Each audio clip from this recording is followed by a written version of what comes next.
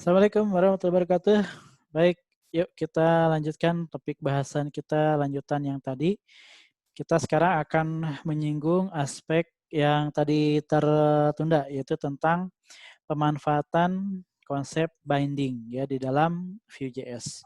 Saya mendefinisikan sendiri, mungkinlah ini bahasa saya lah ya. Binding itu saya suka mengilustrasikan dia dengan konsep melekatkan, ya, melekatkan sesuatu. Oke, yang kemudian sifat melekatkan sesuatu ini di dalam si Vue itu kemudian diakomodir. Ya, jadi Vue mengenal ada dua sifat untuk melekatkan data. Ya, yang pertama itu yang sifatnya one way, satu arah.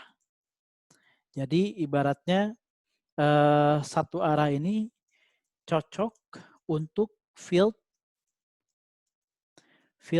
di form yang read only. Ini ilustrasinya seperti kita punya halaman edit ya. Di halaman itu suka ada field ID kan ya, ID daripada data yang akan kita ubah. Nah itu kan bisa kita bikin read only. Iyalah kalau itu dirubah kan mengganggu data yang asli di database-nya kan ya. Nah untuk yang field seperti ini maka kita gunakan sifat pertama yaitu yang one way. Tetapi kalau kita memiliki kebutuhan untuk menyiapkan halaman web yang tampilannya tergantung pada field yang lain yang sedang kita isi, maka gunakan yang sifatnya two-way, dua arah. Jadi dari satu arahnya ada, yaitu dari engine-nya si sistem memberikan efek kepada si tampilan, gitu, tapi tampilan pun memberikan efek kepada si engine. Nah, untuk yang two-way ini sangat cocok dipakai di field yang sifatnya dia bisa diisi ya, untuk field yang bisa diisi oleh user. Berarti tidak read only ya, read or write field ya, seperti itu. Nah, dua poin ini menjadi penting ya, di mana di dalam si Vue.js itu sendiri keduanya difasilitasi. Nah, untuk yang one way ini dia memanfaatkan satu kemampuan dari si Vue yang kemudian ada ciri khasnya. Jadi kalau Anda menemukan di dalam si Vue itu ada deklarasi macam begini. Ini mana ya tadi? Ada deklarasi di bagian input namanya vbind ya, vbind untuk value-nya input ini menggunakan vbind, maka itu one way. Tapi kalau kemudian Anda menemukan yang terdefinisinya si input itu menggunakan vmodel, maka di situ dia menyediakan fasilitas two way. Jadi cukup sederhana permainannya ya. Untuk yang one way dia gunakan untuk yang one way dia gunakan apa tadi? vbind ya. vbind. Sementara yang two way dia gunakan vmodel. Gitu ya. Itu kata kunci yang kemudian melekat di dalam komponen input yang sifatnya two way. Yang untuk one way pakai vbind ya.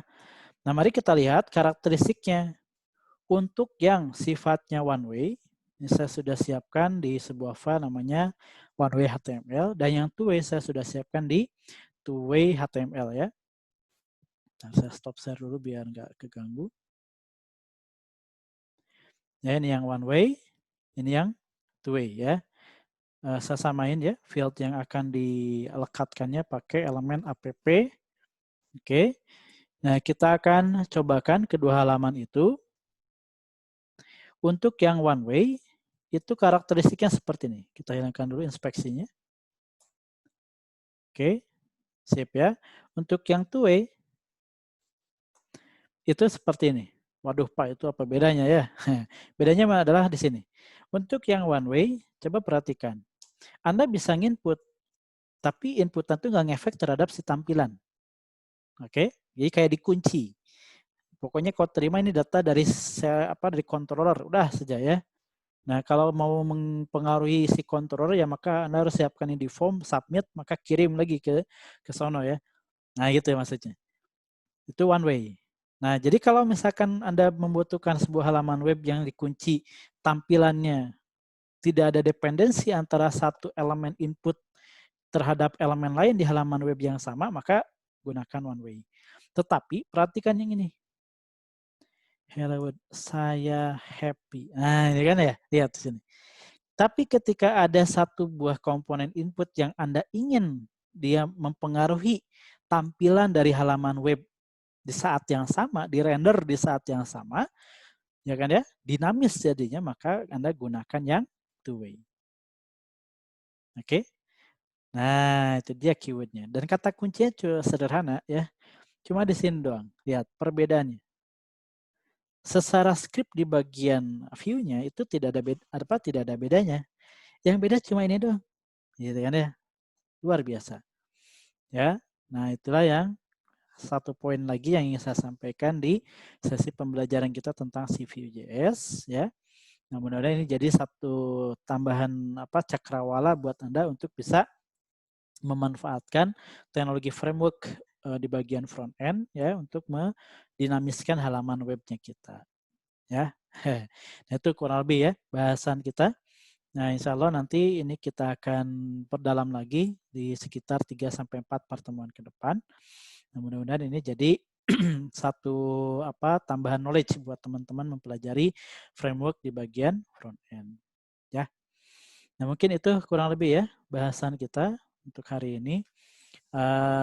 Nah, silakan Anda coba kerjakan si PR-nya. Jadi saya berikan waktu buat Anda untuk mengerjakan PR ya. Sampai 3-4 pertemuan ke depan. Yang kalau nanti sampai hari Kamis berarti ya, Anda tidak ada yang mengumpulkan, ya saya akan nyari cabang lain untuk kita pelajari. Jadi kita tidak akan kembali dulu ke jalur masternya. Kalau kita ngomong di Git kemarin ya, kita masih di branch-nya dulu. Nah, nanti ada satu waktu kita merge-kan. Itu ya. Oke. Sip. Baiklah, itu kurang lebih paparan kita untuk hari ini. Mudah-mudahan ada manfaat, berkah dan manfaat buat teman-teman. Kita jumpa insya Allah di esok hari. Saya tutup dulu. Assalamualaikum warahmatullahi wabarakatuh.